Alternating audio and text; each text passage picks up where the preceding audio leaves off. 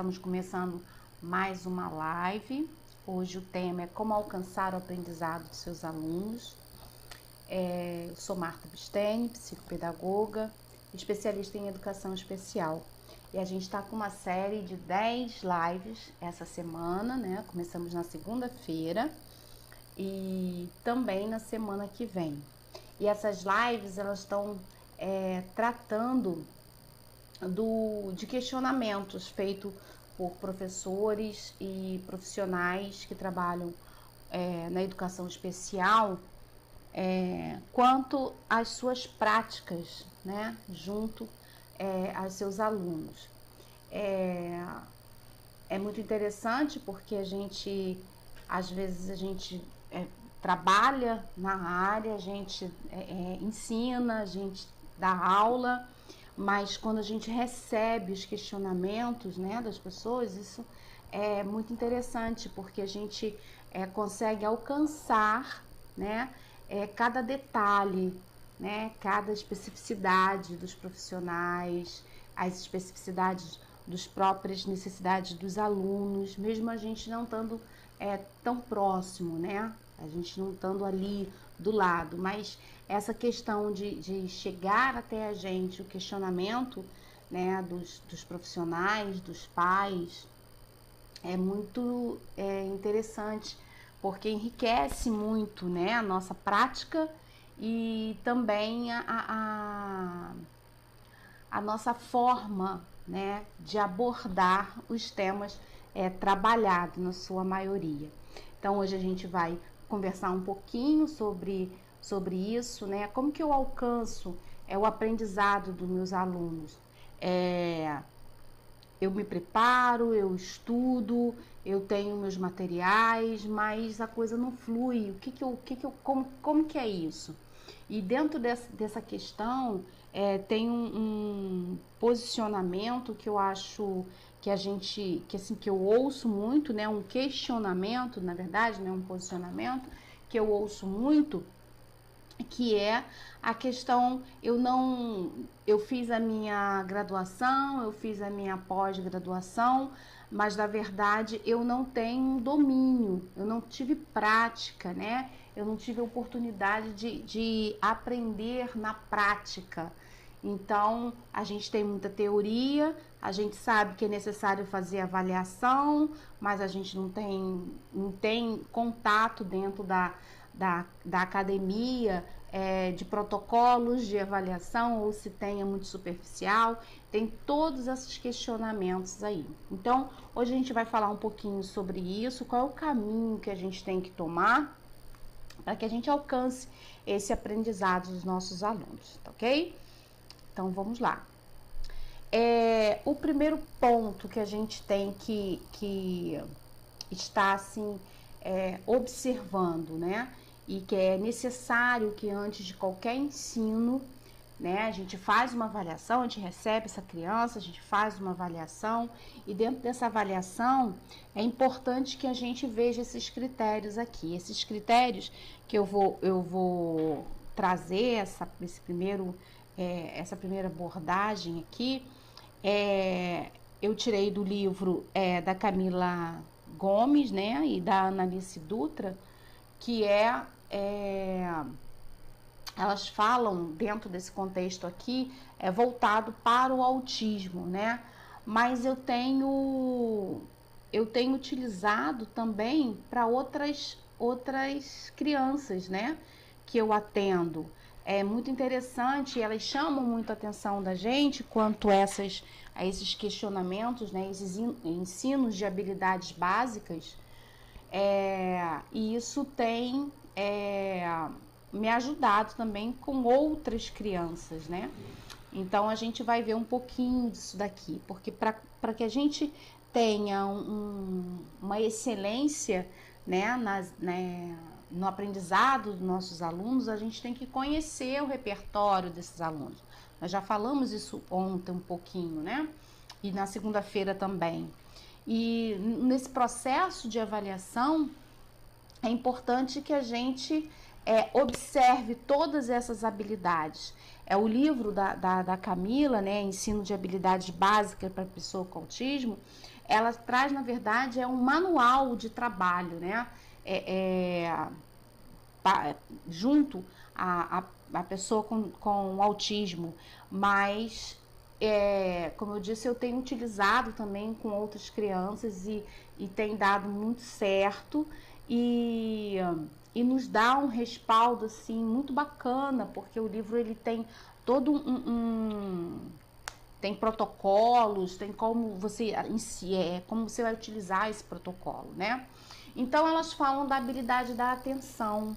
É importante que a gente ensine antes de pensar em ensinar qualquer coisa, né, qualquer conteúdo, né, antes da gente pensar em ensinar a escrita, a leitura, né, as questões matemáticas, a gente observar nessa criança e trabalhar, fazer treinos de habilidade de atenção, né, de sentar, de tempo de sentar, o tempo de esperar, a criança saber esperar, né, saber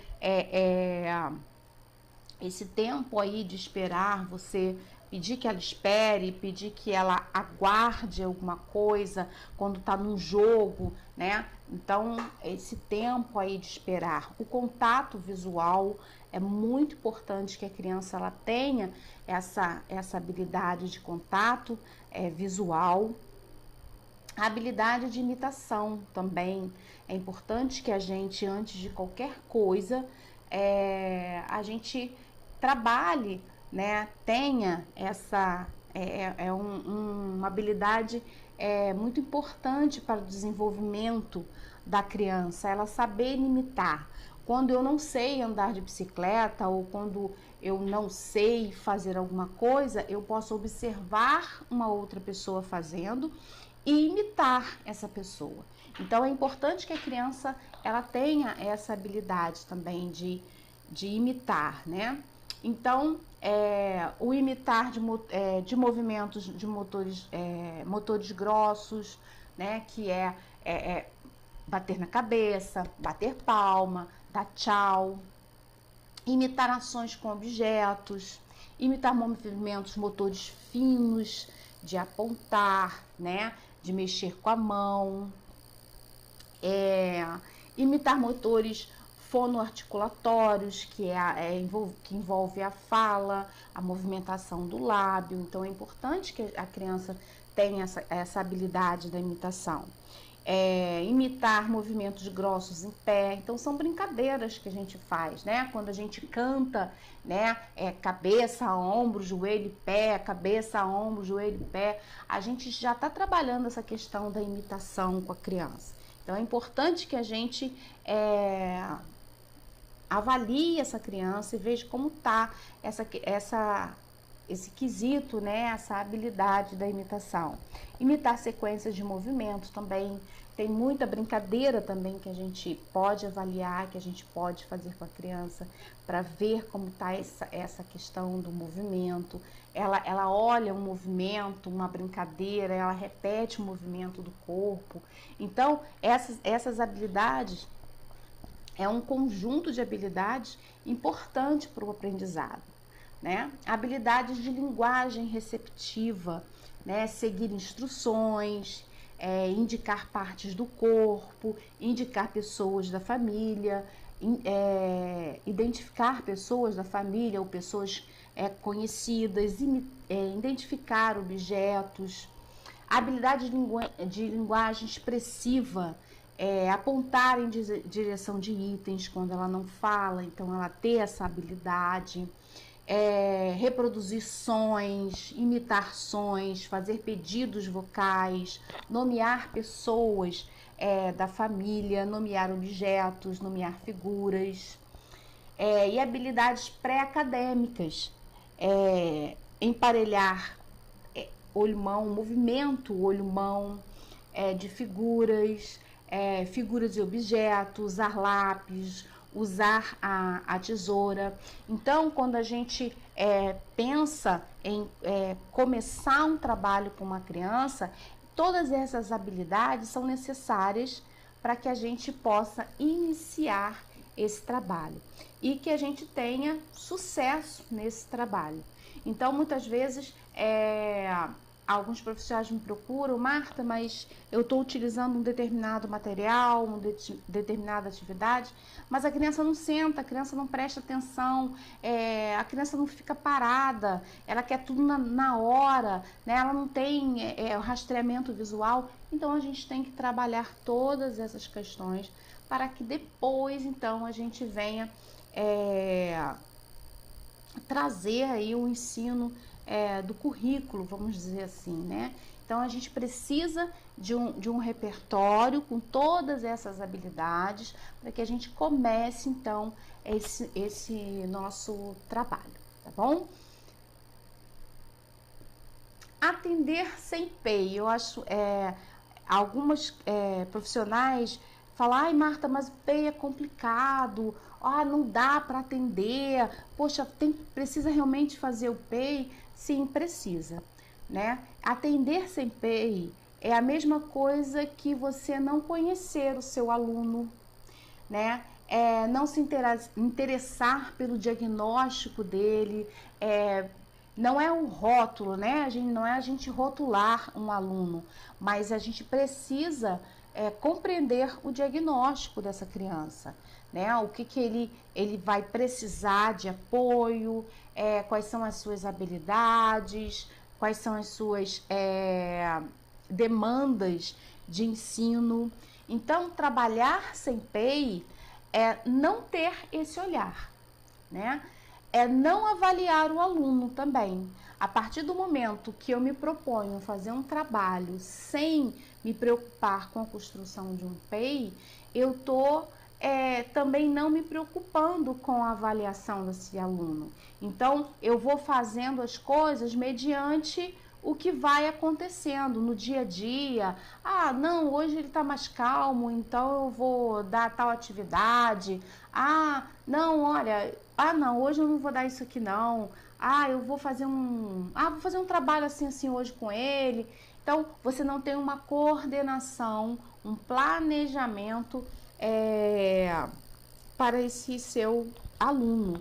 Então, trabalhar sem PEI é não se preocupar com a avaliação do aluno, né? Não monitorar o desenvolvimento. O PEI ele é uma ferramenta que ele nos cobra isso, né? Naturalmente, o PEI é um planejamento educacional individualizado, que ele é flexível, ele tem dentro da sua estrutura várias áreas para a gente observar, para a gente avaliar, e todas essas áreas são coordenadas. Então, eu preciso monitorar o desenvolvimento do meu aluno através desse PEI. O que eu dei hoje, ele vai ser um encaixe para o que eu vou dar amanhã, e eu preciso estar constantemente avaliando o desempenho dessa criança, o desenvolvimento dessa criança, para que eu possa ter respostas. E o documento que nos dá um respaldo para isso é o nosso PEI. Então, atender sem PEI, né? Ou dar assistência a uma criança sem PEI é não se preocupar também com o monitoramento dessa criança, né? Então, a gente precisa, então, ter esse olhar de monitorar, de avaliar e monitorar o desenvolvimento dessa criança e novamente avaliar. Não se preocupar com as adaptações. Então, se eu não avalio, se eu não conheço meu aluno, se eu não percebo as características do seu diagnóstico, se eu não monitoro, como que eu vou adaptar? Então, antes de qualquer coisa, a gente precisa compreender que o PEI é um documento que ele vai nos possibilitar várias outras ações.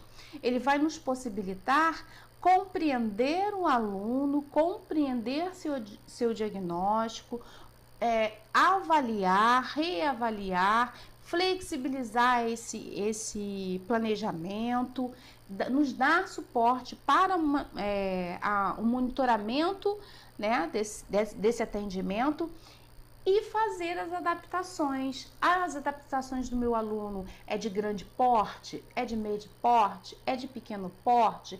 Quais são as tecnologias assistivas que eu vou precisar para esse aluno? Vai ser de alta tecnologia, de baixa tecnologia?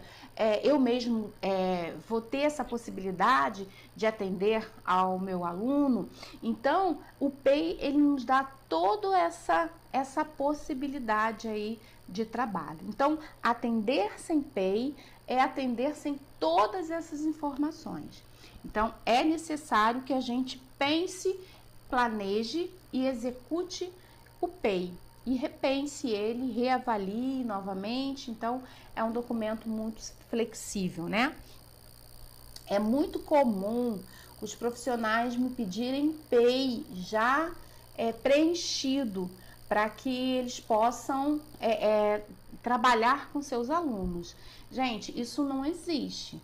O que pode existir e que hoje eu vou liberar aqui para vocês, no finalzinho da live eu vou deixar a senha de acesso, vai ser um modelo de PEI, mas um modelo vazio. Eu não posso entregar para vocês um modelo preenchido de PEI que vocês possam copiar. Por quê? Quem vai preencher o PEI é o próprio aluno, as próprias demandas desse aluno, né? Então, não fica nem bem para a gente entregar, né, para nossas alunas, para os profissionais que a gente tem contato, um PEI preenchido, porque o PEI é um documento único, né, individual. Então, a gente tem que ter essa percepção de individualidade. O que nós podemos ter é um modelo, que eu vou liberar, um modelo simples, bem básico para vocês, mas que já vai dar para vocês entenderem, né, o que é PEI, como a gente vai construir esse PEI. Mas o PEI, ele é individual, eu não tem modelo para se copiar, né? O nosso referencial de preenchimento do PEI é o nosso aluno. É importante conhecer o repertório do aprendiz. Então, qual vai ser o material que eu vou escolher? Então, esse também está diretamente ligado lá ao meu PEI, né? Então, depois que eu avaliei, depois que eu sei as características do meu aluno, as necessidades, as potencialidades do meu aluno, eu tenho que conhecendo esse repertório, aí sim eu vou escolher, vou selecionar, né? Vou separar, vou montar a pasta de intervenção desse meu aluno. Quais são os materiais que eu vou utilizar? Qual é o nível, né, de aprendizado que ele tá? Ele pode pegar no lápis, então eu vou propor atividades de pega de lápis. Ele não pega em lápis, né? Ele tá com um déficit de compreensão sonora das palavras. Como que eu vou trabalhar isso? Então, a escolha desse material, ele está diretamente também ligada a esse repertório. E o meu aluno, ele só vai me mostrar, né, vamos dizer assim, a gente só vai ver o desenvolvimento dessa criança, essa criança só vai alcançar o aprendizado a partir do momento que eu propor as atividades corretas, né? Quando eu conheço esse aluno e começo a propor documentos, instrumentos, né, materiais que a criança ela vai ter a possibilidade de manipular esses materiais, tá bom? Então, a gente vai trabalhar com os materiais mediante as necessidades, o repertório desse meu aprendiz.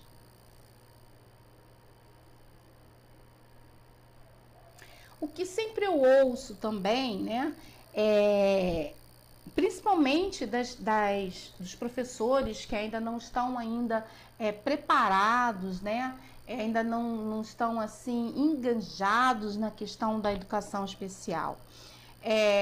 Sempre fiz assim, Então, quando a gente faz atendimento na escola, né, e a gente é da sala de recursos, é muito comum a gente ouvir esses 3 pontos aqui dos professores regulares.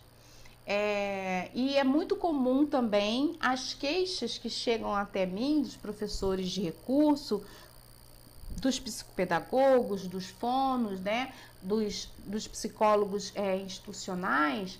Marta, é muito difícil lidar com os professores regulares, lidar com aquelas pessoas que atendem a criança na sala regular.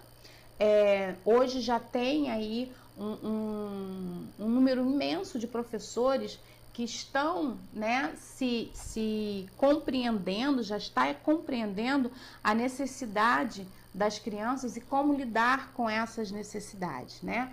Mas é importante que a gente entenda que há muitos ainda que não estão compreendendo, que ainda não compreendem ainda o que é educação especial.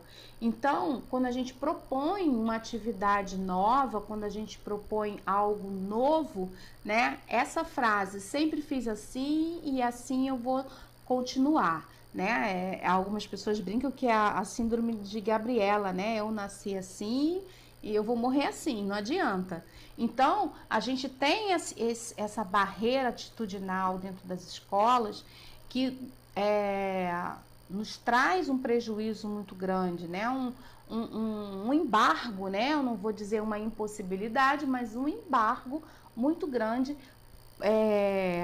no trabalho com as crianças dentro da educação especial. Porque é necessário que a gente tenha essa flexibilidade aí de compreensão e de aceitação do novo, né? E muitas vezes a gente não tem. Não vou mudar, então não adianta, eu não vou aplicar isso daí. Uma vez eu tive um embate com uma professora de sala regular, que o aluno não tinha prontidão ainda para letra cursiva, né? E ela disse que não ia aprovar a criança porque ele não escrevia com a letra cursiva. E a idade dele já era para ele escrever com a letra cursiva. Então, para ela, aquilo ali era reprovação, não tinha desenvolvimento naquela criança e havia sido um ano muito bom para aquela criança. Ele tinha sido... tinha alcançado alguns objetivos que tinham sido propostos para ele no PEI e ele, inclusive, tinha passado de níveis de alfabetização, apesar da letra bastão.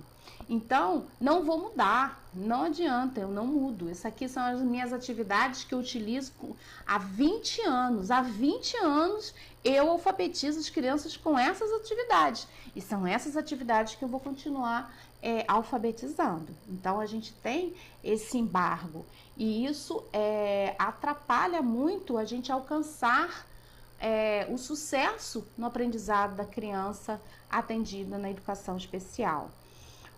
O aluno tem que se adaptar às minhas práticas. Olha, eu não vou adaptar nada para esse aluno, porque é ele que tem que se adaptar às minhas práticas. Então, eu sempre fiz assim, eu não vou mudar, e o aluno que vai ter que se adaptar a mim. E isso também é muito comum. E é outro entrave que acontece dentro do trabalho da educação especial nas escolas. Quando a gente tem que aceitar, entre aspas, né, a imposição de uma mudança. E a gente sabe que não é a criança que tem que se adaptar aos meus métodos. São os meus métodos, são as minhas práticas que têm que se adaptar às crianças, né? Então, a gente tem esse entrave também para alcançar aí o êxito do ensino e do aprendizado da criança na educação especial. Repetição indiscriminada de atividades. Então, a gente ouve falar muito que o aprendizado é por repetição. E aí as pessoas, alguns professores, eles têm isso aí, assim, na ponta da agulha, né? Então, olha, é repetição. Então, eu vou dar 10 folhas para essa criança, né? Eu tive esse problema também, era uma apostila que a professora tinha. Era uma apostila, mais ou menos assim, umas 50 páginas, todas de pontilhado, muitas repetições, muitas repetições, muitas repetições, e a criança não se desenvolvia. É interessante a gente observar, a gente, né, nesse processo todo, que a escrita, ela é um ato motor, né? É um ato que se aprende. Então, a criança, ela pode passar a ser um copista, né? Ter até uma habilidade motora para escrita a partir dessas tantas repetições, mas isso não vir com funcionalidade, né? Essa escrita vem sem conexão com uma função. Que função é essa? A função social da escrita, né? A função de compreensão textual. Então, a criança passa a ser meramente um copista, né? Uma criança que sabe desenhar letras, né? E não compreende o que é esse conjunto aí de codificação de palavras. Então, a gente tem que compreender que a repetição, a gente vai ver um pouquinho mais à frente, a repetição não é essa repetição mecânica que a gente vê nesses trabalhinhos de pontilhado, que às vezes são folhas e folhas e folhas de pontilhado. Olha só, eu trouxe esses dois aqui de exemplo também, né? Essa abelhinha que eu achei muito interessante, que ela tem uma carinha de pulga, né? Eu achei a abelhinha com carinha de pulga, tá mais para pulga do que para abelha. E muitos ais, muitas repetições, muitas repetições. Olha só que loucura de repetição. Pensa a gente fazendo uma atividade dessa, né? A criança já com dificuldade e tendo que fazer esses pontilhados. Pensa uma criança autista, né? Fazendo uma atividade dessa, um síndrome de Down. Olha só, gente, que maldade a gente passar uma coisa dessa para um aluno, né? E aqui também a questão dos numerozinhos, né? Que olha só, também é pesado isso daí. Então, a repetição que a gente tem que fazer, ela é diferente, tá? A gente vai ver aí um pouquinho. Então, esse tipo de atividade aqui, ela tem que ser repensada, né? A gente tem que organizar tipos de atividades antigas dessa forma.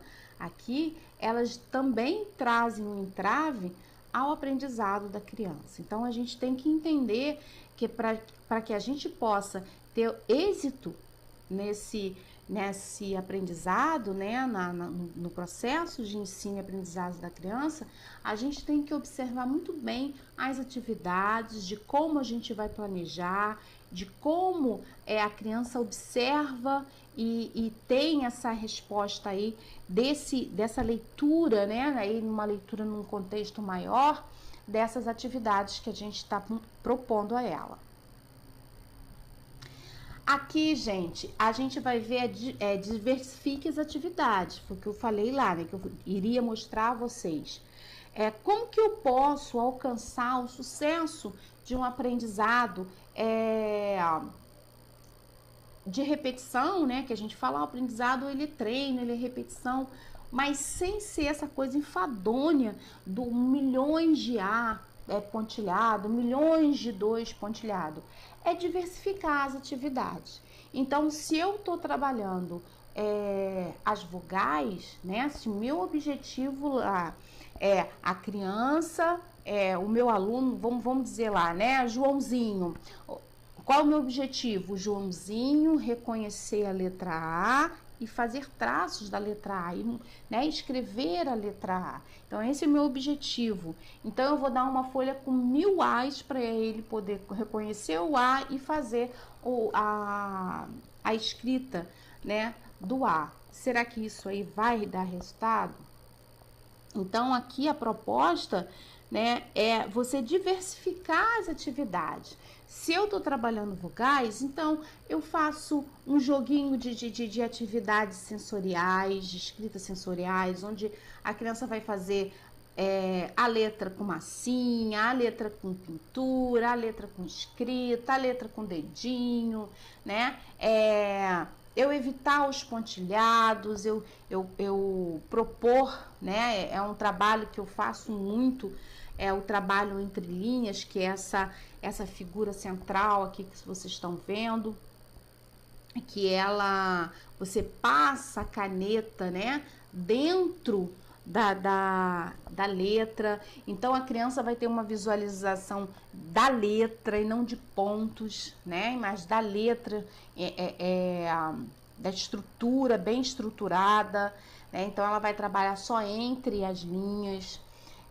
Eu posso trabalhar então um joguinho com as vogais, eu posso fazer para a criança escrever a vogal num outro joguinho, eu vou ter as vogais soltas, né? Móveis. Então, gente, a repetição não é da tarefa, né? A repetição é do conteúdo. É a criança ter o maior acesso possível a atividades diferenciadas que vão trazer o mesmo contexto curricular para ela. Então, é importante que a gente enriqueça, né? Olha só, gente, vamos pensar aqui aquela atividade da abelhinha que tinha carinha de pulga, né? E esse tipo de atividade aqui que você traz o universo colorido para a criança, você vai trazer várias formas dessa criança ver a letra, várias formas sensoriais de trabalhar com a criança, é outro contexto. Então, quando a gente pensa em alcançar os objetivos da aprendizagem, a gente tem que lançar mão de ferramentas eficazes, né? E não de puras repetições cansativas, enfadonhas para essas crianças. E aqui, gente, tá o nosso PEI, nosso plano individual. Ele ficou com a letra bem pequenininha, então vai ser difícil eu ler para vocês. Eu vou colocar até meu óculos aqui para ver se a gente consegue ler para vocês um pouquinho aqui. Eu acho que sim, eu acho que deu certo, né? Então, gente, é um documento muito simples. Ele traz aqui pra gente a questão de algumas observações que a gente precisa ter, áreas de avaliação, né? Então, a gente tem aqui, inicialmente, a identificação da criança, da escola da criança, né? O diagnóstico da criança, o que tem. Geralmente, a gente anexa quando a criança tem laudo, né? Lembrando que nós podemos atender a criança na educação especial sem laudo, né? Não necessariamente a gente precisa do laudo. O laudo é importante para nos guiar, para nos dar orientação, né? Mais precisa, é uma bússola, mas não é o caminho, né?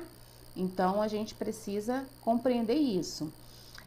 A organização do atendimento educacional especializado, então, que tipo de atendimento, se vai ser em sala multifuncional, se vai precisar de intérprete, se vai precisar de auxílio domiciliar, né? Atendimento domiciliar, professor de Libra, atendimento hospitalar. Então, como vai ser o tipo da educação, do atendimento educacional especializado, né? Como vai ser isso? Como que vai, ou do consultório, né? Quais, no caso aí, se for na área terapêutica, é legal você preencher esse campo com a observação do que a criança, qual o atendimento ela está tendo. Então, quando é dentro da escola, a gente vai indicar o que ela precisa. E quando for utilizado esse documento aqui no âmbito terapêutico, quais que a criança faz parte, né? Qual que ela é atendida. A frequência dos atendimentos, se é 2 vezes por semana, 4, como é que é esse atendimento aí? Então, tem algumas hipóteses aí e outras para, né, a realidade de vocês. A frequência, tempo de atendimento, se é de 50 minutos, ou se ele faz uma terapia que precisa de um tempo maior, né? Que tempo é esse semanal de terapia que essa criança ela está fazendo. Áreas serem trabalhadas na sala de recursos e multifuncionais, né? Então, você tem a área aí de linguagem, tem as potencialidades, as dificuldades, os interesses e as intervenções que vão ser feitas. Raciocínio lógico, área motora, percepção visual, percepção auditiva, percepção tátil, aspectos sociais dessa criança e as adaptações necessárias. Então, aqui, gente, desculpa, eu repeti a folha. Aqui, a imagem, desculpa, eu não sei o que eu fiz aqui, eu repeti a imagem. Mas o PEI, ele tem 2 páginas, tá?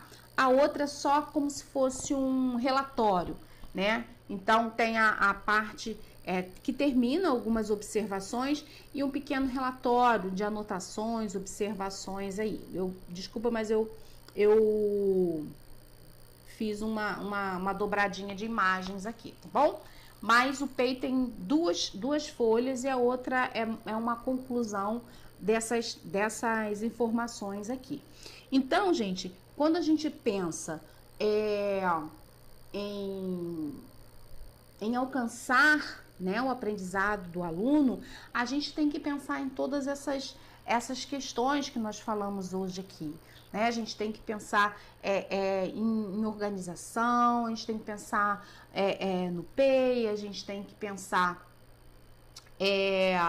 nas habilidades dessa criança, quais são as habilidades que a gente vai ter que montar programas para desenvolver, quais que ela já tem, pensar no tipo de atividade, né? Orientar os professores, né? Esses professores aí que têm a síndrome aí de Gabriela, que eu nasci assim, vou morrer assim, é assim que eu vou viver, não tem como.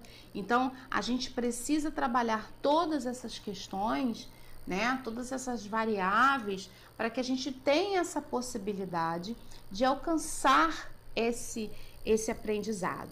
Né? Então, não é um caminho simples, não é um caminho fácil, mas é um caminho possível, né? Muito possível.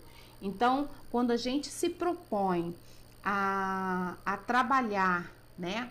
E a estar pensando, estudando e atuando nessa área, são todos esses questionamentos todas essas questões aí que a gente precisa estar dominando para que a gente possa ser bem-sucedida no nosso trabalho.